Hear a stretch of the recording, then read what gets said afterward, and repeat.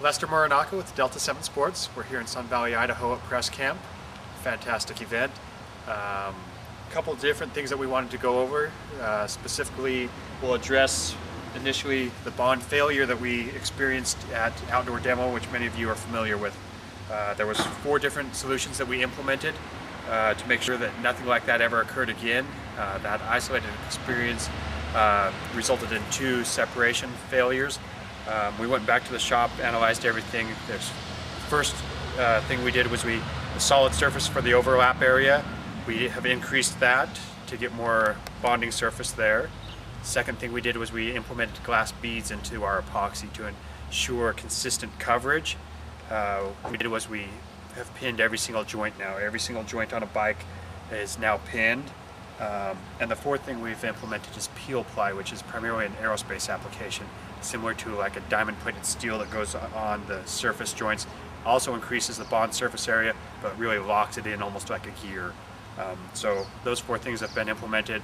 We've seen no signs of any failures remotely. Internally, we believe everything is satisfied there. New with the road bike that we unveiled last fall, the first delivery started going out last month.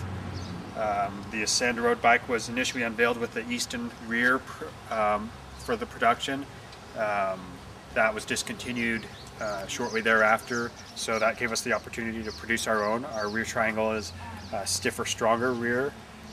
We get a better ride quality out of that, so we're very pleased with that.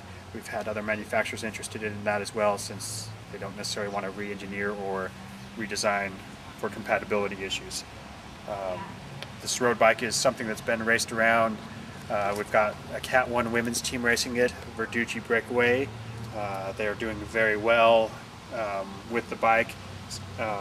Something that came back from them that was intriguing is a little bit of data supporting the idea that it's a more efficient frame, more responsive, quicker acceleration. So we're gathering more data on that. We hope to be able to showcase that later this fall, perhaps during September, to support that with real data and not just subjective reviews on that.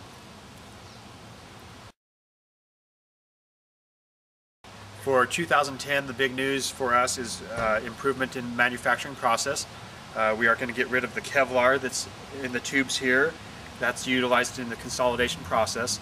The preliminary tests show that the tubes will be roughly 25% stronger with the new manufacturing. So that's something that we're very excited about and we'll be implementing for 2010.